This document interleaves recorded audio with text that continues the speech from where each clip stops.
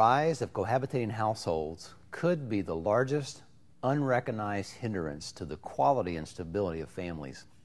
Since the mid-1990s, the number of parents living together unmarried has risen by 50%. Marriage rates have plunged in half, as there are now over 7.5 million households with cohabitating parents. 1 in every 4 children are now living with parents who are unmarried.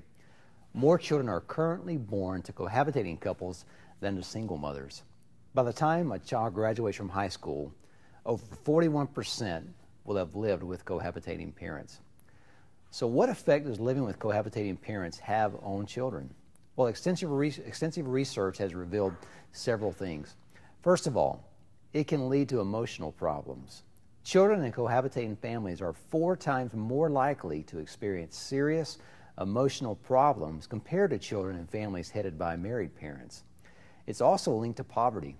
There's a 6% poverty rate for kids in married households compared to a 31% poverty rate for kids in cohabitating households.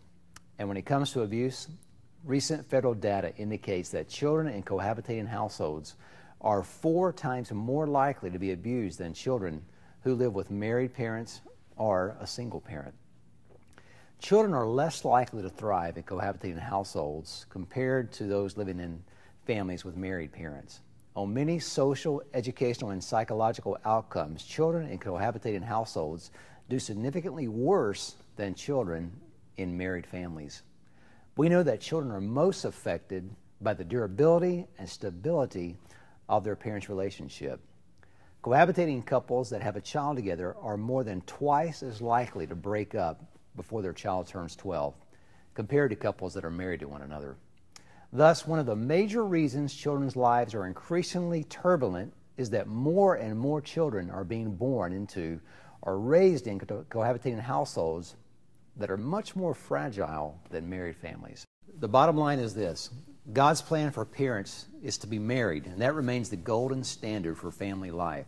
Children are most likely to thrive economically, socially, and psychologically in this family form. So this brings up a big question. How do we effectively minister to parents who are living together unmarried?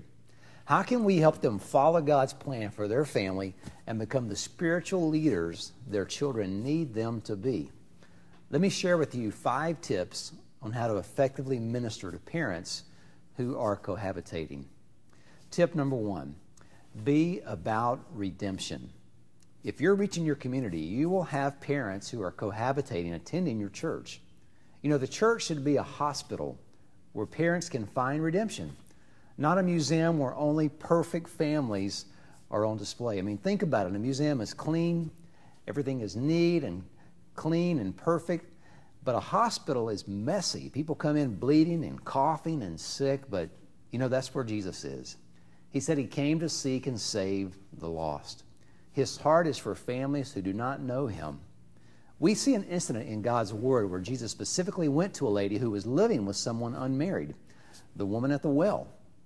He brought to light the fact that she was living with a man who was not her husband, and then he offered redemption, forgiveness, healing, and restoration. If we're going to effectively minister to parents who are living together, I believe it all starts with the heart that beats to see families redeemed. A heart that says you're welcome here no matter what your family situation currently is. We're going to love you, we're going to come alongside you, and we're going to help you discover God's plan for your home. Number 2, speak the truth in love. As you become a place of redemption and have cohabitating parents come into your ministry, how should you approach the subject of cohabitation?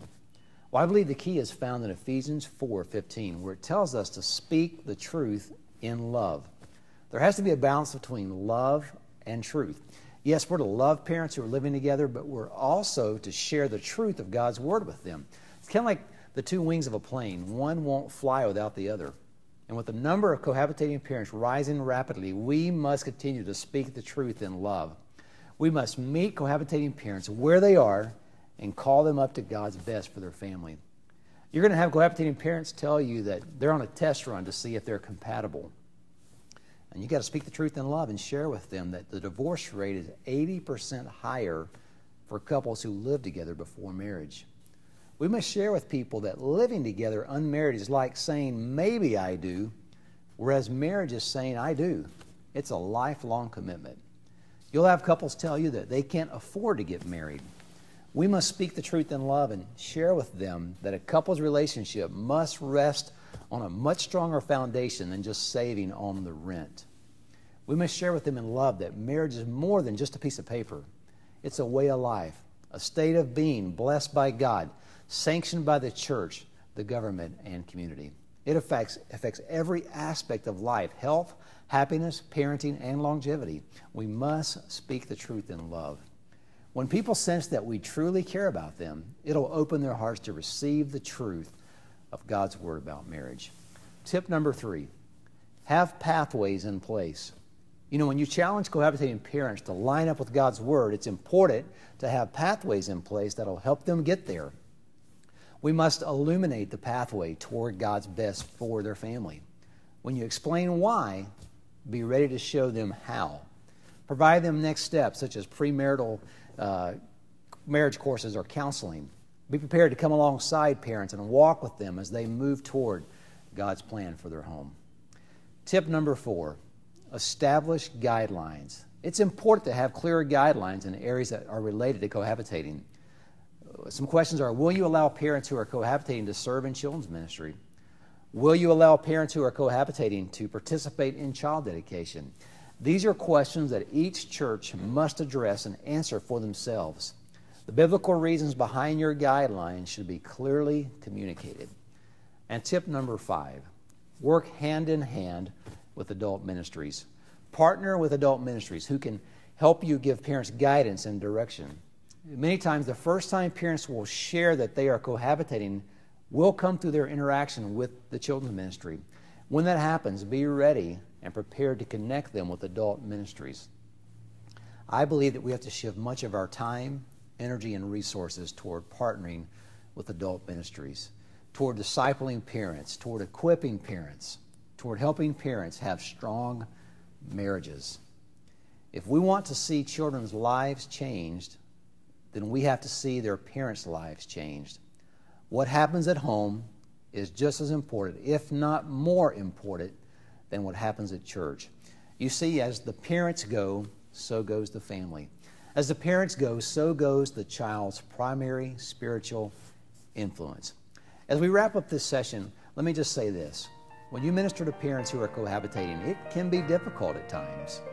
Some will pull away when they hear the truth, but others will follow God's Word, and you'll see their lives and their family changed forever. I've seen both happen, and I've had the joy of seeing parents who were cohabitating get married. Just remember, we can't change anyone's heart. Only God can do that. It's simply our job to love people and share the truth of God's Word with them.